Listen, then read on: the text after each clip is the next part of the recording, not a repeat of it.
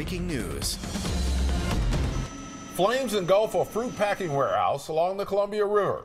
Video from Chopper 6 shows us the scene at Underwood Fruit in Bingen, Washington early this morning. And crews are still battling this fire defensively several hours after it started. Welcome to KOIN 6 News at noon. I'm Jenny Hansen. And I'm Ken Baudy. The two-alarm fire was reported around 5:30 this morning in Bingen, the warehouse near the Columbia River across from Hood River. Our live team coverage begins with Trevor Alt.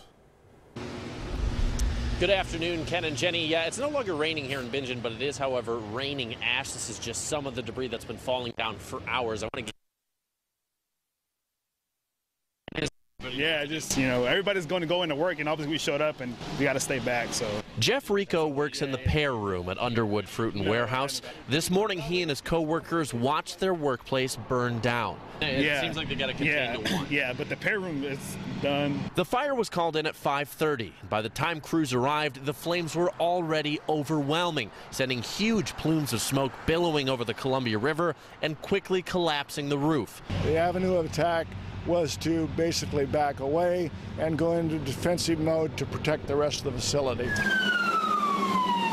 Fire agencies from as far as an hour away all jumped in to stop the flames from jumping to the other buildings. They had to bring in several extra tankers to make sure they had enough water. Well, when you've got this many apparatus trying to put out that much water, hydrants are extremely stressed at that point. It's too early for crews to know the cause of this fire, and it could be quite a while before an investigation is even launched. Well, again, there's no timetable on when the conclusion of this fire will be reached. I have seen the size of the flames and the color of the smoke fluctuate over the past few hours or so. Right now, again, we're waiting for this investigation to unfold, and as we get any more information, we'll be sure to pass it along to you. Reporting live in Bingen, Trevor Alt, KOIN 6 News. Yeah, it just was so massive as we watched that unfold this morning. Thank you, Trevor. And viewers who were in the area have also been sharing video from the scene and pictures as well. Underwood Fruit and Warehouse Company was started in 1917 by local growers who wanted to supply their farms with production and packing materials and to provide a railroad shipping point for moving their products east. A fire destroyed the company's previous warehouse building in 1955.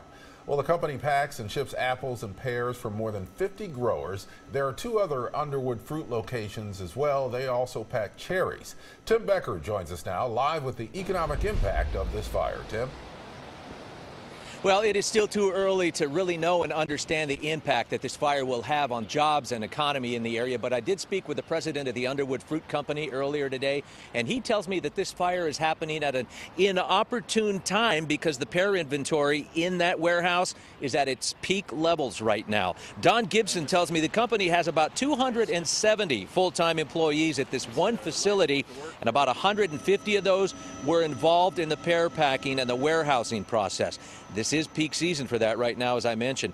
He says about another 70 are designated to work on the apple processing and packing side of the operation, and that doesn't seem to be in harm's way right now. At this hour, with the damage yet to be assessed, he wants his employees to know that he cannot say exactly when the company's, what the company's next move will be, but he does, or how many people rather might be out of work. To our employees, we've been here for 100 years. This is our 100th year anniversary. And we will rebuild, and we will be back. To our growers, we have a long-time commitment, and we to them, and their fruit is affected, but we are well insured, and they should be covered just fine. Gibson tells me that the economic impact is, in his words, going to be very big until they can get a new facility built. He expects that won't happen for another 12 to 18 months. Back to you. Yeah, a big hit for the fruit industry indoors. Thanks a lot, Tim.